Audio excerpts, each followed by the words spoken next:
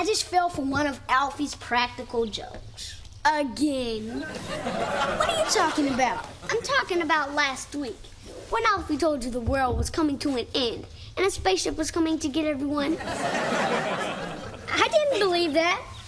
Then why did you pack all your clothes and wait on the back porch for an hour? Not too bright, dude. And what about that time Alfie put on a mask and convinced you he was a werewolf? Look, I'm going to talk about it in depth in the full episode, but it's got to be said up front. My Brother and Me is distressingly normal. It's arguably the most normal show to ever air on Nickelodeon. No gimmicks, no wacky side characters, no stunt casting. It's a basic multi-camera family sitcom co-created by one of the writers of Sanford and Son. It's like a show from UPN or the WB accidentally wandered onto Nickelodeon Studios. And that's not a comment on its quality. My Brother and Me is a fine show. It just stands out in a world of Pete and Pete, Keenan and Kel, and Ren and Stimpy. Doubly so because it was on the channel for years despite only having 13 episodes. Today we'll be looking at the show's 12th episode, The Joke's on You. Originally airing on January 8th, 1995, it was written by series co-creator Calvin Brown Jr. and Demetrius A. Batty, who would go on to be the head writer of Moesha.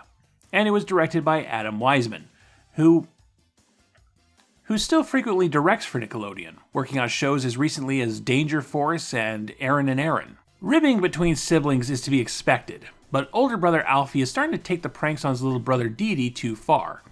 First, he tricks Dee-Dee into thinking he's shrinking, and then he starts chucking water balloons at Dee-Dee and his friends unprovoked. Finally, the younger kids have had enough. This means war. What follows are non-stop pranks. On one side, Alfie and his best friend Goo. And on the other side, the younger boys, along with older sister Melanie and her friend Dion. We got a special gum that makes your breath stink. We got itching powder down the back of the shirt. We got ink on the cheerleading megaphones, giving the girls little goatees. Some of the pranks get pretty out there.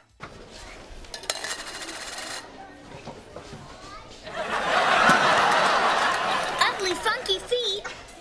They have their nerve. I have pretty feet. Hang on, let me double check that this isn't a Dan Schneider show. No, it isn't. We're safe. While all of this is happening, Mom and Dad, Mrs. and Mr. Parker, learn that they've been selected as Queen City Magazine's Family of the Year. This puts a lot of pressure on them to make sure their family seem perfect when the lady from the magazine arrives. Is Mrs. Parker here? I don't know where my wife is. Excuse me, Mr. Parker? Did I understand you to say that you don't know where your wife is? Yes. Well, no, I know where she is. I mean, she's in the house. Well, you know how women can be. So you don't have an ankle monitor on your wife at all times? And here I thought you were the perfect family. As you can imagine, all of these fighting kids kind of ruin the moment. Well, the kids aren't here right now, but they should be back any moment. The kids get in trouble, but they don't really learn their lesson. They're still fighting as the credits roll. And what credits! My Brother and Me usually aired clips from the episode during the end credits, but this time opted for a blooper. And the blooper they chose was the running through the paper stunt gone wrong. Well, the kids aren't here right now, but they should be back.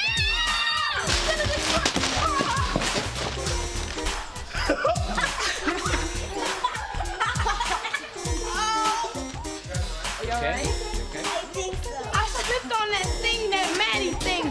Well, it was nice of you to edit in the personal injury claim evidence into your episode. Nobody got seriously injured, of course, but it's wild that this is the blooper they went with. Not actors flubbing their lines, but children getting hurt and the crew rushing in to see if everyone's alright. But to get back to the ending, yeah, the kids don't learn any lessons. The prank war doesn't seem like it'll be over anytime soon. The end. That's pretty true to life, I guess, though unexpectedly open-ended for a half-hour family sitcom. Now, I stand by giving My Brother and Me the title of the most normal show on Nickelodeon, but that's not to say it doesn't have its own idiosyncrasies. Mrs. Pickney's comic book store being one of them. What even is this place? We've got racks of comic books, arcade machines, and an active diner bar that serves food so that you can get your greasy fingers all over the comic books. Hey, Mrs. Pinkney. Hey, Miss Pinkney. Hi, boys. What can I get you? Popcorn, soda? I have these banana cream pies on sale for $1. I'll give you $2 if you tell me why they're green. Well, I'll take 50 cents if you don't ask any more questions. I'm at the comic book store. I'm at the banana cream pie restaurant. I'm at the combination comic book store banana cream pie restaurant. And of course, those are Chekhov's pies because nobody has ever eaten a cream pie in media since the Marx Brothers. The comic book store also serves chili dogs because why not? And we get this weird little prop moment where Alfie and Goo are dumping hot sauce onto the dogs belonging to Dee-Dee and his friends. And they made this one hot sauce bottle prop from scratch. And I guess they realized during the shoot that both kids should have hot sauce.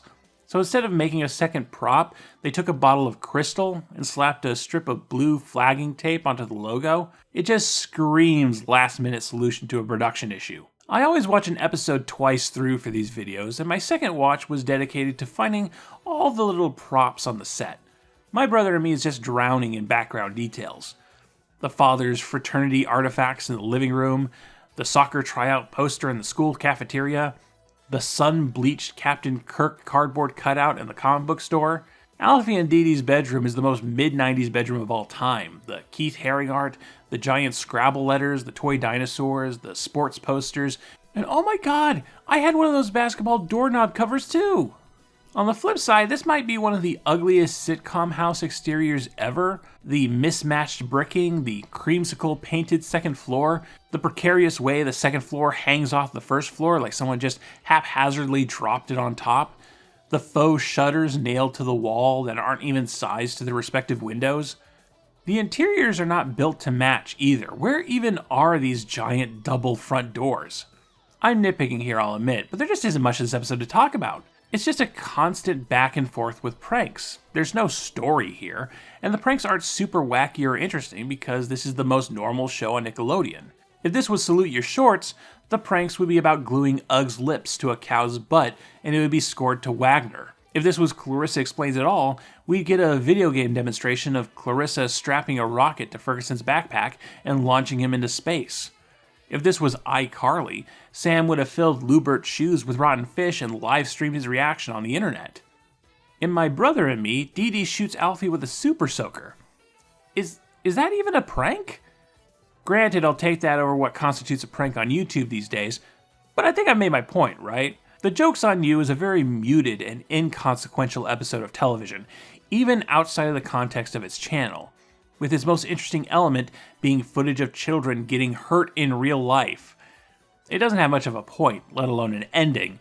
You're just left with a feeling of, well, that sure was a half an hour of television. How does it stand up compared to the rest of the series? Well, that's a video for another day. This was just a sample.